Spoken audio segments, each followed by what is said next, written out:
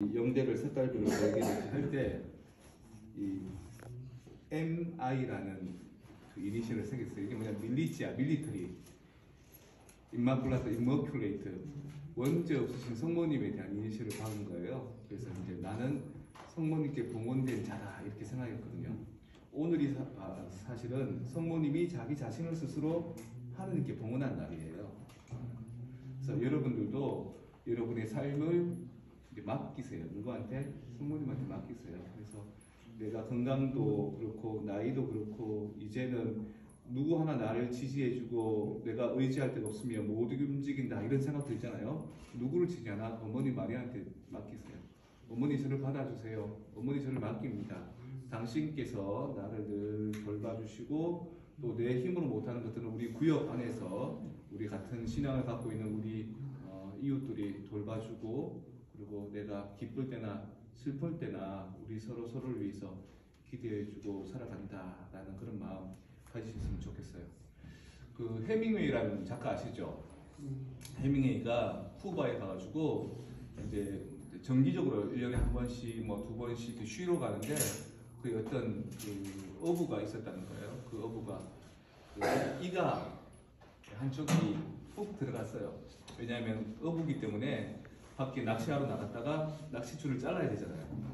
가위나 칼로 안 자르고 이빨로 그냥 툭 자르거든요. 어부들은 하도 많이 자르니까 이 줄 무른 자국이 있는 거예요. 그 어부가 이제 자기 얘기를 쭉 하는데 자기가 옛날에는 큰 물고기를 잡았던 사람이라는 거예요. 그리고 그 물고기가 지금 어디 있냐? 지금은 없다. 하지만 내가 잡았다. 이러면서 막 허풍을 떠는 거예요. 해명이가 가만히 들어보니까 자기도 그 옛날에는 작가로서 정말 유명했던 사람이거든요.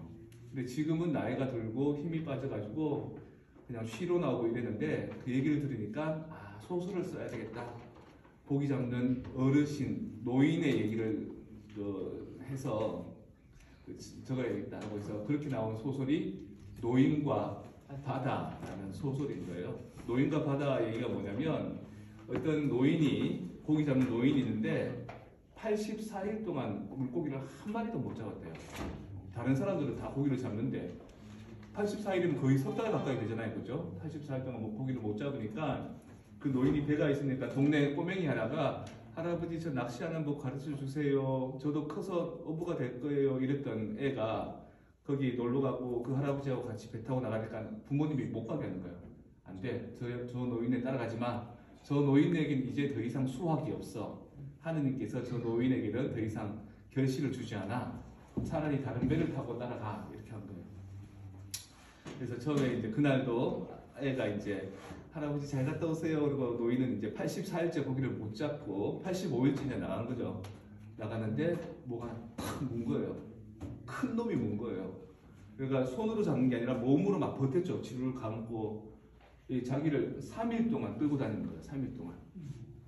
나중에 잡고 보니까 커다란 배보다 더 커다란 청새치, 블루핀이 잡힌 거예요.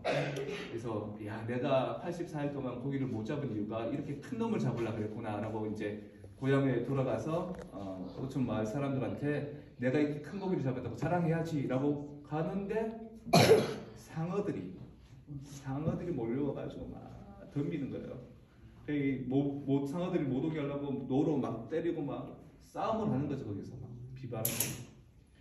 겨우겨우 이제 집으로 돌아와요. 집으로 돌아왔는데 뭐만 남았냐? 앙상한 뼈만 남은 거예요. 물고기 뼈만. 그리고 노인은 너무 피곤하니까 자기 집에서 이렇게 자는 거예요. 코를 걷고 자는데 밖에 사람들이 이야 이게 뭐야? 이 뼈만 남은 물고기가 뭐야? 누가 이렇게 큰 걸 잡았어? 막 난리를 치고 그 자기를 따르던 꼬맹이가 할아버지 일어나시면 드시라고 엄마가 구워준 쿠키하고 커피하고 이제 갖다 놓는 장면으로 소설은 끝이 나요. 그걸 보면서 우리도 한때 만선을 이루었던, 우리도 한때 대열을 낚았던 젊은 시절이 있었는데, 우리도 한때 화려했는데 아름다웠었는데 지금은 뭐만 남았다? 앙상한 뼈만 남았다. 하지만 앙상한 뼈만 보고 사람들이 알아준다. 오, 옛날에 멋있었네요.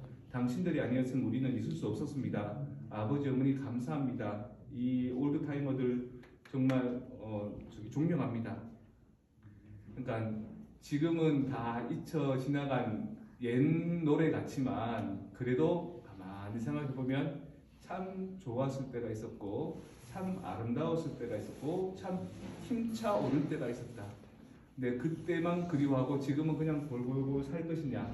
아니, 지금도 나는 숨 쉬고 있고 지금도 나는 내 두 다리로 움직일 수 있고 지금도 나는 내 귀로 듣고 내 입으로 말할 수 있지 않는가? 시간이 있을 때 더 사랑해주자. 힘이 있을 때 더 위해주자. 가끔씩 오는 자식들, 또 자주 보지 못하는 친인척들보다도 우리 가까이 있는 이웃들과 함께 하느님의 사랑을 나누고 하느님께 기도드리고 맛있는 음식도 나누고 서로 격려하고 그러다가 누가 하나 아파서 몸져 누우면은 그 노인네 왜 어디 갔지 안 보이네 그러고 방문도 해보고 위급할 때 전화도 부인들도 불러주고 그렇게 해서 남은 우리 여생들을 허락되어 있는 이 인생들을 하느님과 함께 우리 이웃과 함께 다복하게 잘 보냈으면 좋겠다. 저럴 때가 있다가 이럴 때가 있는데 쟤들이 그 인생을 알까?